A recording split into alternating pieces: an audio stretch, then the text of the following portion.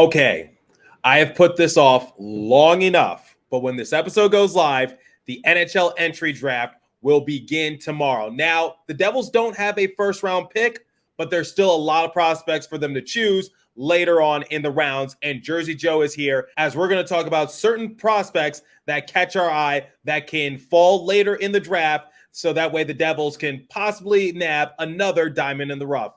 We have a lot to break down in today's episode of Locked On Devils. Buckle up, everybody.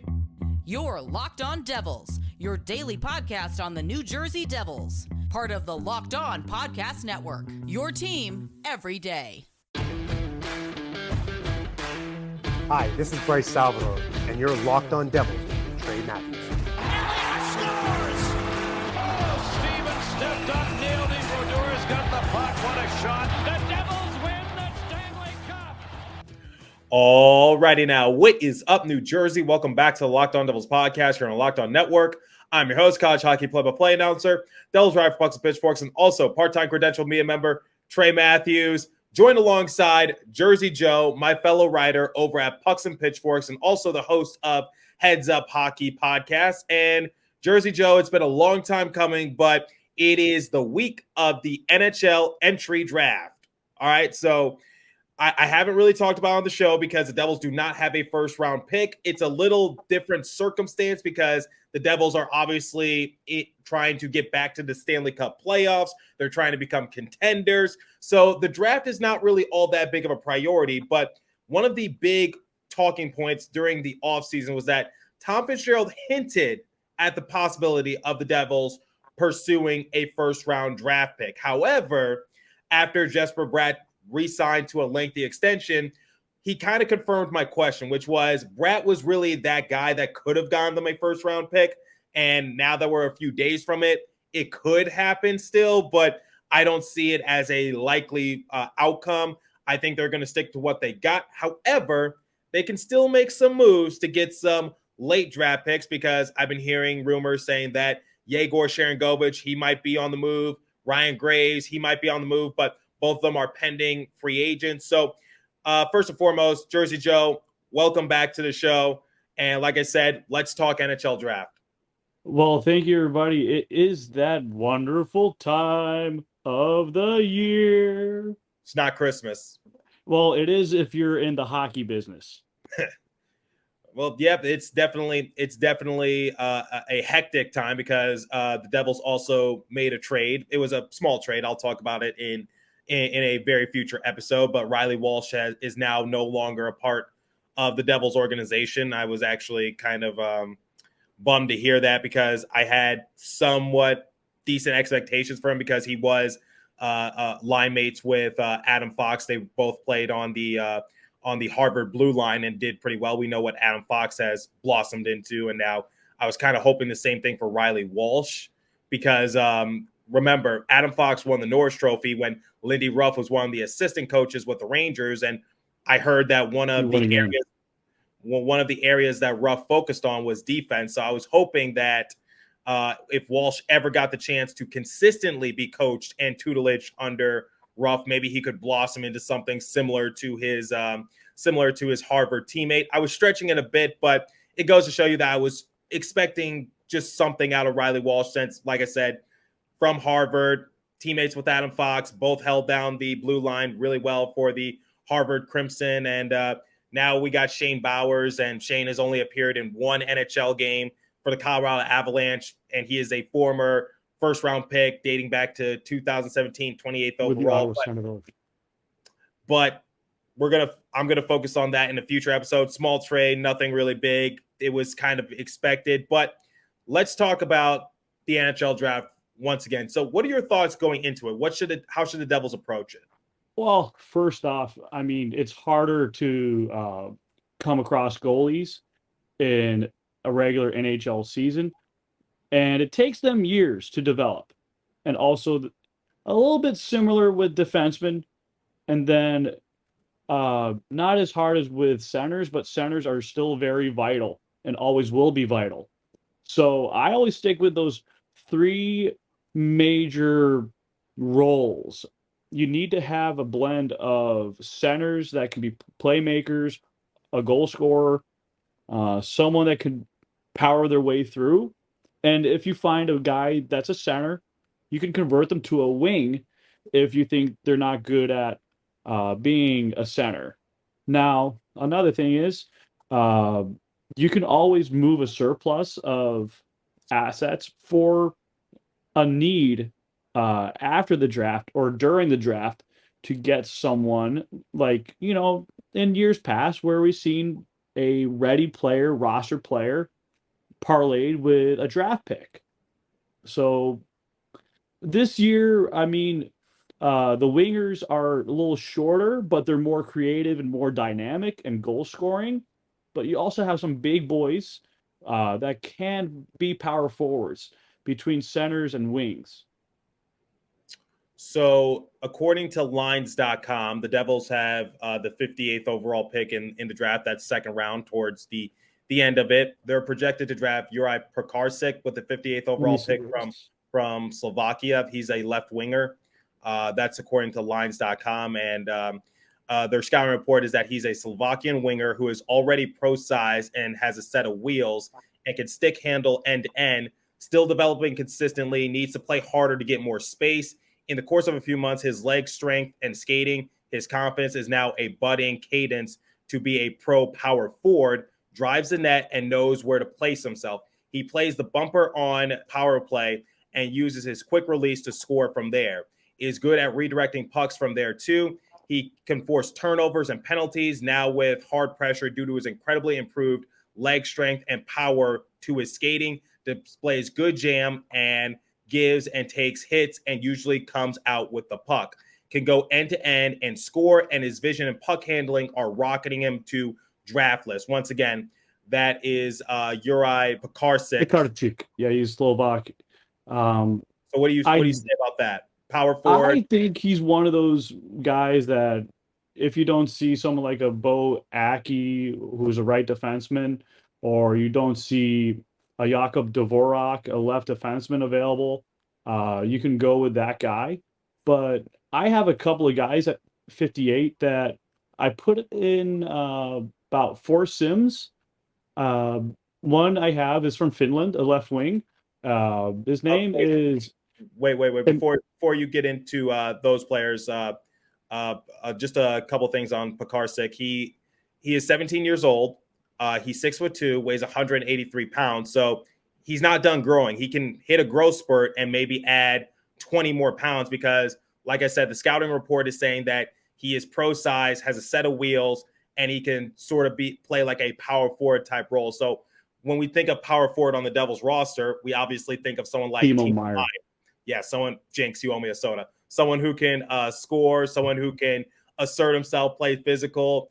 I remember people were comparing. This is a little different because this player was a defenseman, but remember Shakir Mukhamadullin? Yes.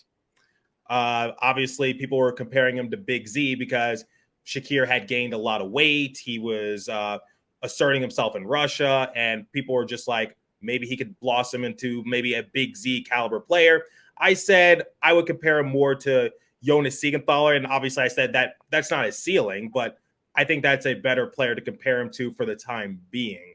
So now, I think for Pekarsik, he can be a big power forward, and I think that will be an interesting development for the Devils because one of the issues that this team has is that they have a lot of capable goal scorers, they have a lot of skill, but the one thing that they seem to be lacking both here at the NHL level and also the AHL system is size. And obviously when Nikita Ohotuk and Shakir Mukhamadullin no longer with the organization, and also Fabian Zetterlund, that size goes away a little bit more too. There's still more in store with Jersey Joe, but before we continue, obviously the NHL draft is right around the corner, and that's where a lot of rebuilding teams start to build their championship team. It all starts with the draft. It all starts with that main centered piece, and the same can be said for your vehicle because every part needs to fit just right. So the next time you need parts and accessories, head to eBay Motors. With eBay Guaranteed Fit, you can be sure that every part you need fits just right the first time around. Just add your ride to My Garage and look for the green check to know if it will fit or your money back. Because just like in sports, confidence is the name of the game when you shop on eBay Motors. And now, with over 122 million parts to choose from, you'll be back in the game in no time. After all, it's easy to bring home a win with the right parts, guaranteed. Get the right parts, the right fit, and the right prices on ebaymotors.com. Let's ride. eBay guaranteed fit only, available to U.S. customers, eligible items only, exclusions apply. All right, let's get back to our discussion with Jersey Joe as we talk about some of our favorite prospects in the upcoming NHL draft for the Devils to select. Take it away. So there's something interesting I see in this player. So he is a late birthday, September birthday. So he's born in the last quarter of 2005 birthday. So he is going to be what is dubbed as a late bloomer by Malcolm Gladwell in the book Outliers. And he's a left wing center. So he has, like Luke Hughes as a defenseman, has a little bit longer than some of those other people born in his draft year. So he's like almost like 9 months separated from his peers in that draft year to physically develop from what, when you're a young kid, you'd be considered an adolescent born in that late part of the year. So he does have potential. He is ranked between, what was it, consolidated ranking at 86th, and Central Scouting, he's the 41st best European skater. So he's looked to be between what, 67th and 79th and 100. So yeah, I think and he's from Nitra. Yeah, I said that from he was they put in the scouting report what he was capable of doing with Nitro. So I didn't want to cut you off. What are some of the players you have your eyes on? Because okay, so at 58, I did 4 simulations. Okay. Emil Yarventia, left winger. He's 5'10", skilled offensive first, playmaking winger, creative hands, solid one-timer, excellent change of pace. He's a goal scorer and a playmaker. And then we know a thing or two about we know a thing or two about that goal scoring and playmaking. And then the second sim at 58, I got New Jersey native Aram Minetian. He plays at Boston College now, and he's originally from Bergen Catholic. He's an offensive defender. He's now 6 feet tall with a high-end puck-moving ability, smooth, efficient skater, solid defender, two-way player. So he's a March birthday of 2005. And he's from the US NTDP. Okay. So he's headed to BC. And then I also came across him again in the third sim. And then over on the last sim I did for 58th overall, a goaltender, one of the top in the draft. His name is Carson Bjarnason from the Brandon Wheat Kings, 6'3", 186. He is dubbed as a big goalie, big framed, composed, fluid moving, butterfly stopper, excellent rebound control, and positioning. So of all those players you listed, who would you say is your favorite? Like, who would you want the Devils to draft if that player is available? I tend to lean more on Minetian, given the fact that you're getting a hometown boy who just grew a couple inches. He has a good two-way game. He is a little elusive. He reminds me a bit of Adam Fox, like a light Adam Fox light, but he can really play a really good two-way game. And he does get a little bit beat on the retreat, but that's something that can be taught. And the offensive game is there. His awareness is there. He's got everything that you need. Another guy I would like would be a center, power forward, two-way player from the NCAA, Charlie Strommel. So there's another player who I think I told you about him on the phone before we did this recording, but he's from the OHL. He played for the Erie Otters, and obviously I have a connection with the Erie Otters, and I hope to bring their play-by-play announcer onto the show in the near future before the draft. But that is Carey Terrance. He's projected to go in the mid-second round. He's 6'1", 181 pounds. He's a left winger. So Team USA winger who impressed at the under 17 with a strong work ethic and consistent play without flash. Smart, hardworking, two-way player who can be relied upon in every situation to give a good effort. He pressures the puck well, causing turnovers because of his hard work and determination in the back check. He is very responsible defensively, and he works hard at end-to-end on the back check once more. Does a nice job on the penalty kill of getting in the passing and shooting lanes and is willing to be a shot blocker. He reads the play at both ends of the sheet of ice. Although not a dynamic offensive player, he is effective at times. Erie had him on the power play point because of his puck movement.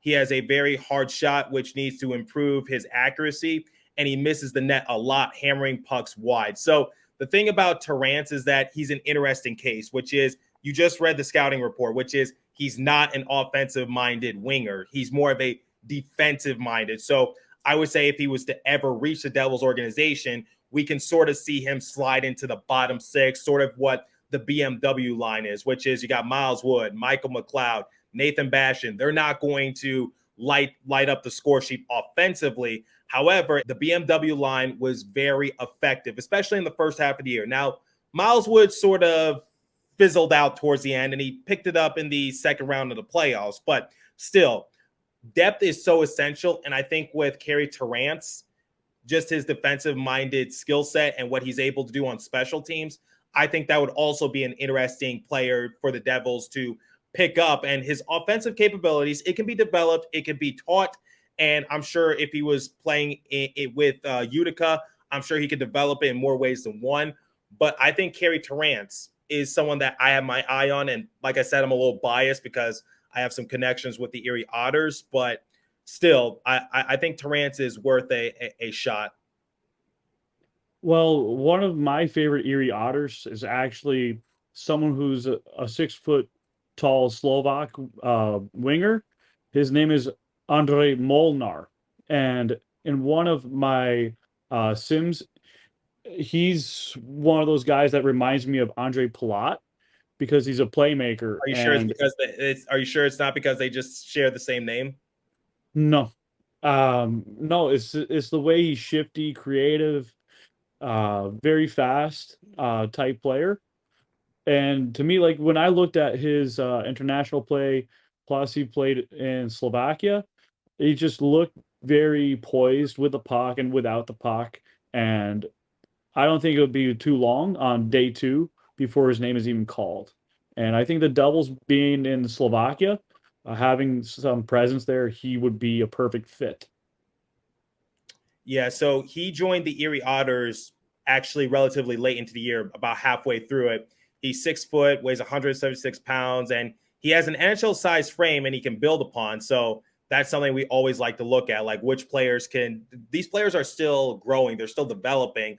And when you hear like NHL-ready size, that honestly intrigues me because it's like how much further can they go? But going back to Andrej Molnar, despite only scoring 5 points in 22 games with Nitra, that size helped him to compete against men, and he was very competitive in the OHL. I remember him vividly when I did the play-by-play for the Erie Otters back in January for that game. So Andrej Molnar is definitely someone that could be seen as a project, but like we said, with the thing with Molnar and Terrance is that they're not offensive-minded forwards. You would have to develop that, but I think what people need to know is that it doesn't really matter because the Devils have a lot of offensive capable prospects. Like we're already seeing the rise of someone like Dawson Mercer. Now Mercer is getting up there a little bit, but we've seen his offensive game take a couple steps forward. Alexander Holtz, you still can't count him out. You got Nolan Foote. You got your boy Griziuk. There's a lot of young players in the pipeline for the Devils that are capable of scoring. And on the defensive side of things, you got Luke Hughes. And honestly, if Luke Hughes' career continues to climb in the way that people are projecting it to be, and if he is able to reach his potential at any point during his tenure with the Devils organization, if I'm Scott Niedermayer, I'd be looking over my shoulder and sleeping with one eye open because Luke Hughes might be trying to take the reins of best offensive-minded defenseman in Devils history, but I don't want to put that pressure on his shoulders quite yet. But I've noticed that a few years back. Like he's got the ability to do it. I wouldn't be surprised if he did. yeah, but like I said, I've only seen him in a few NHL games, and albeit they were really good, but I don't want to put that pressure on the kid. But going back to what I was saying, like the Devils have a lot of prospects. They have a lot of young players that are capable of scoring. Don't be afraid to go for, I would say, those more defensive-minded offensive players, because it was so essential last year. Now, what are you about to say? I was going to say one of my other favorite defensemen in this draft is also from Erie, Spencer Sova. He can produce a bit of offense, but he's a physical guy. I would not shy away from him in the last few rounds of the draft. So the Devils have the 58th overall pick. They have the 80th overall pick. They have they pick 122nd, 154, 186, and 218. Where would you see Spencer Sova selected if he was available to pick up? So back to elite prospects. They list him between McKean's and Draft Prospects Hockey from 179 to 222. So like that's right near the end of like 6th, 7th round. And the Devils have picks ready for that kid. I know he's a overager by a year, but sometimes you can find a gem that's already been a year developed more. Yeah, he's 19. And the thing is, he is born the first month of his birth year. So this is D+1. So technically he blossomed a little late and he's a little bit done on the growing side, but doesn't mean he can't add more physical muscle mass to his potential. Yeah, so Spencer Sova was actually one of the assistant captains for the Erie Otters. He appeared in 68 games. He had 16 goals, 23 assists for a grand total of 39 points. So I would honestly say that he's sort of a two-way type of defenseman because he's a capable goal scorer, but at the same time, we focus more on his defensive aspects. But if the Devils know a thing or two about defensemen is that their blue liners, aside from Dougie Hamilton and now possibly formerly Ryan Graves, when it comes to offense, that they rely more on that for their forwards, and they let players like John Marino, Jonas Siegenthaler sort of hold down the fort on the defensive side of things. We even saw people like Kevin Ball, your guy who you were big on at the beginning of the year. Sasquatch. He truly is living up to the name. Step up his game. It wasn't a good start. He was a turnover machine, which is why he wasn't consistently playing, but he started to really clean up his game as it progressed, and I think that was to be expected. And then for someone like Damon Severson, offensive-minded defenseman, but we saw him take a bit of a back seat, bottom four defenseman, and just that's what he was being utilized as, and he was still able to hold down the fort defensively, and the advanced analytics show it. But like I was saying, it was like when it comes to just getting more offense production on the defensive side of things, if the Devils were to select Spencer Sova and he was somehow to make the roster within the next few years, I would say he would definitely be one of the two-way minded type of players. And Dougie Hamilton's not really a two-way player. He can't really play defense. He's like, more offensive minded guy. Like in the middle of the season when you and I were talking about Sasquatchalytics, Dougie Hamilton is not in that whole spectrum. He's a complete offensive defenseman. He's what I like to think of as a bartender. He likes to stir things up offensively. Right. So this might be controversial, but I got to bring it up. When pick 58 comes around for the Devils, that second round, do you think they could select a goalie like with their first pick in the draft? Like, do you think that's a possibility? Because I have some goalies names listed on my notebook, because I was just like, because I said it in the previous episode, which is the Devils are kind of in a dilemma here when it comes to their goalie development, because you got Vitek Vanecek. He's going to be back on the roster come next year.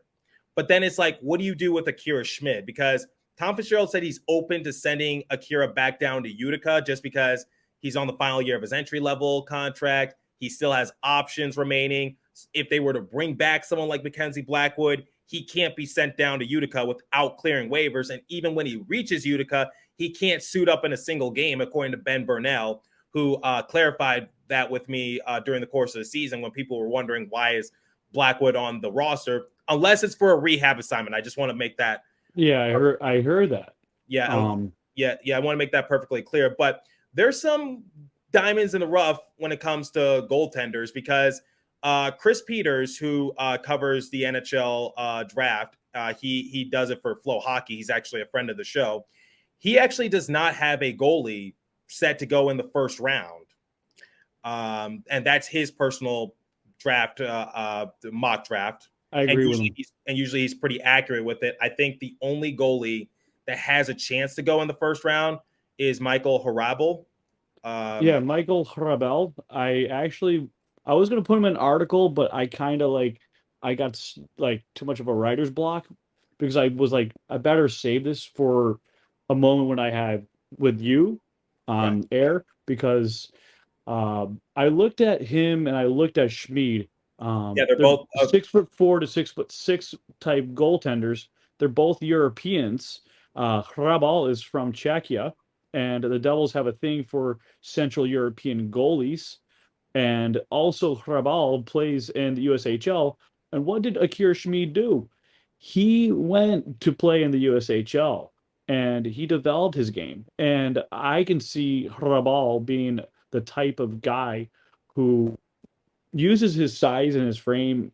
I mean, 209 pounds and 6'6", and someone that is very fluid and sealing the pipes and whatnot. That's going to be hard to defend. I don't care if he wants to be a backup or a starting goaltender.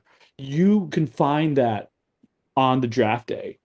And those guys will take maybe a few years, but look at what happened with Schmid after a few years of developing. What was it, 2.5 in the USHL, and then he went to the AHL for a little bit, and then he started to show his true colors after the shortened season that we had during the shortened lockdown. So I think there is a really good potential for this pick. Yeah, so Hrabal might be a long shot just because I think he is the best goalie available to be selected. Now, Chris Peters says in his personal mock draft that he doesn't have a goalie going round one. We already touched on that. But according to lines.com, they do have Hrabal going in the first round. And obviously, mock drafts are subjective, but I don't think Hrabal is going to fall that far to the 58th overall pick for the Devils to select. And Hrabal, like you said, he's 6'6", and that's something Peters also touched on. Very tall goalie, a lot of potential. And the thing is, last year with the Omaha Lancers, didn't really go all that well. He had a save percentage of .908, goals against average of 2.86, and he's set to go to the University of Massachusetts this upcoming year. Great school, yes. So he's going to UMass this upcoming fall. So Hrabal might be off the books by the time the Devils pick at 58, but that's definitely something you can entertain because we can compare him to Akira Schmid with ease. Like you said, they have that connection in terms of size. They have that connection in terms of the USHL. And obviously, like you said, the Devils have a thing for Central European players. But here's another player that might be somewhat interesting, and that is Carson Bjarnason. I have him at 58 in my fourth sim. There we go. He played in the WHL for the Brandon Wheat Kings, and season didn't really go all that well. Save percentage of .900, goals against average of 3.08. But he's 17. He could still develop, and he's 6'3". So Bjarnason is definitely someone who interests me a little bit.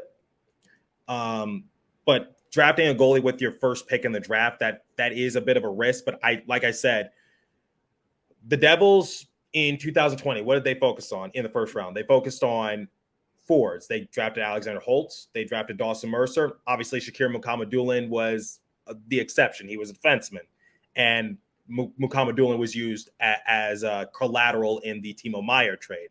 Then the very next year, Devils draft Luke Hughes. Then just last year, They drafted your guy, Shimon the Mets. So I think for the Devils, just given like their goalie situation right now, I think they need another player to basically have the same projection or the same capabilities as Akira Schmid. I think that's next on their bucket list.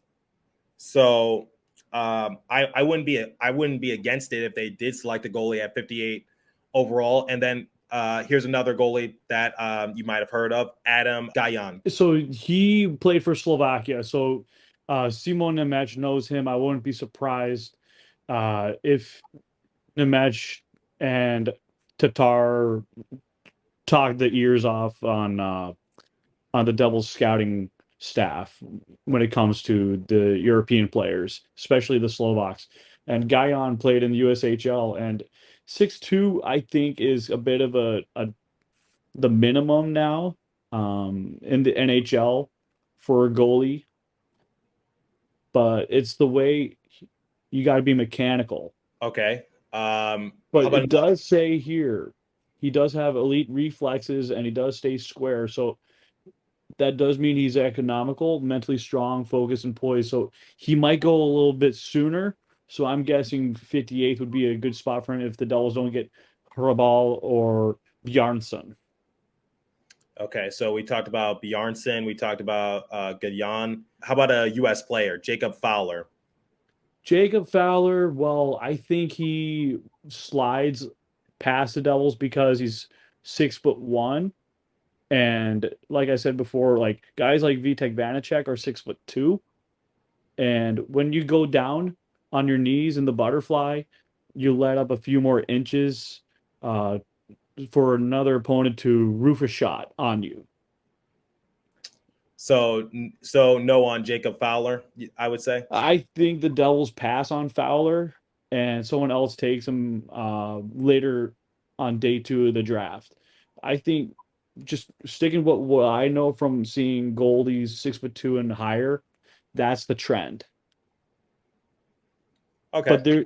But there's a late pick I do have my eye on, Stanislav Berezhnoi, and he's from Russia, 6'4", 200+ pound kid, developing the MHL. And then there's another kid in Sweden who's Italian, named Damian Clara. He's supposed to be one of the top 9 European goalies per elite prospects on the European rankings. So I think there's a lot of upside with him. I think it's just the one thing is he's with J20 Nationalen. And given the fact that he's not your traditional European goalie, he seems like a wild card, and I like wild cards. I can respect that because Devils are no strangers to finding diamonds in the rough.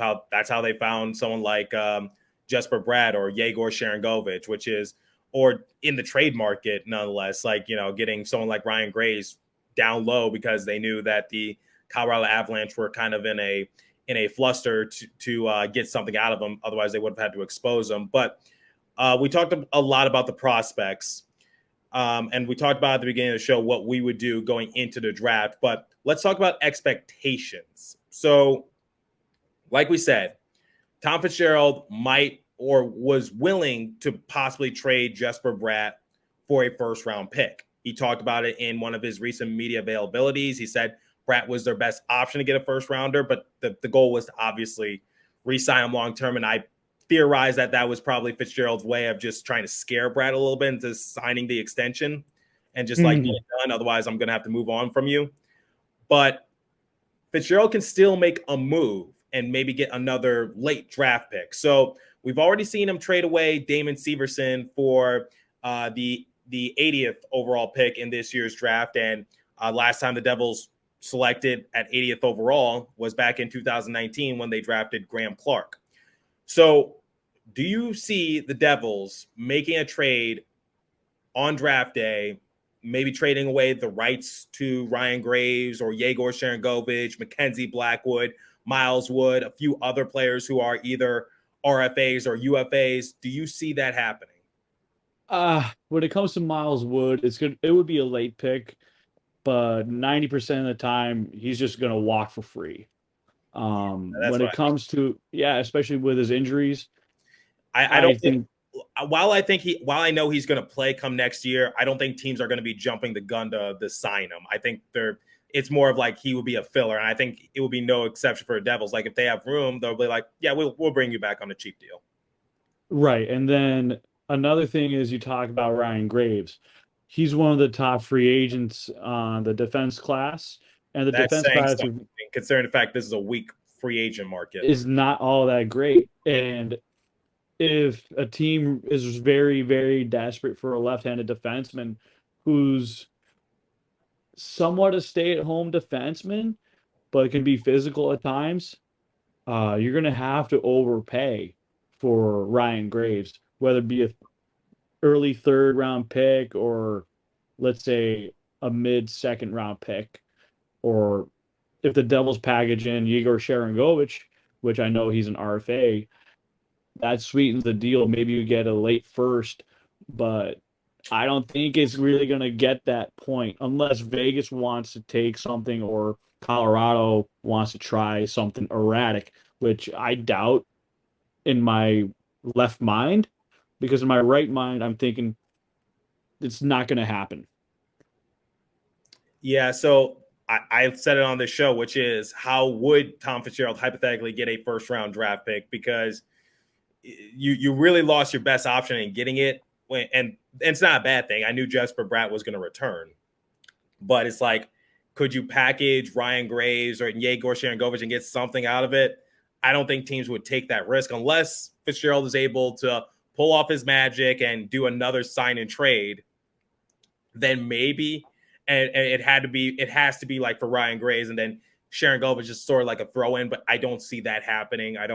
And trading away like a prospect like Alexander Holtz for like a first round pick, that doesn't make any sense because you're basically just starting over. You've already developed one prospect, and he's showing some signs in Utica that he could do well in the NHL level. That makes zero sense as to how that would play out. So I don't see that happening. Plus, there was the report earlier saying that he had a offseason career defining offseason, which I according don't to even know Ryan, what that is, whether it's the skating ability and being able to be more physical and add more body mass index, like muscle mass.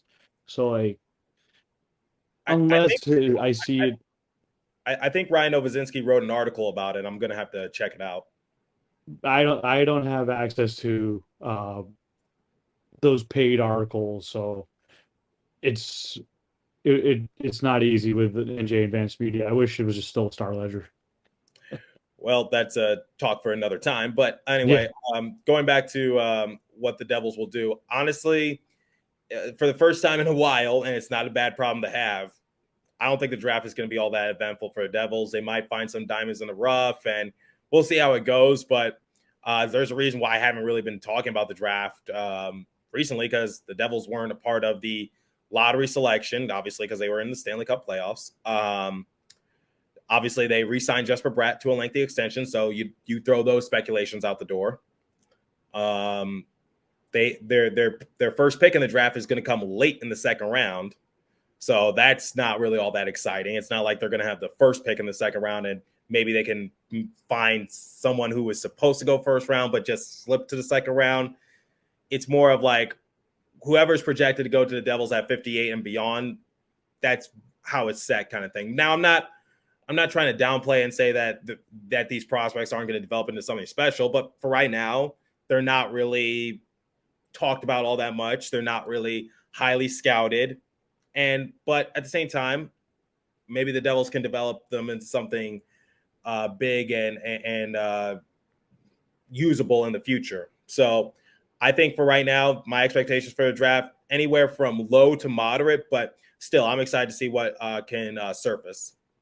Well, I always tell people in the past, guys like Pavel Datsyuk were slam dunk, were the exceptions on day two, and also he could easily have been a Hall of Famer if it was politics of the Hockey Hall of Shame committee, especially for what they're doing with McGillney and Eliash.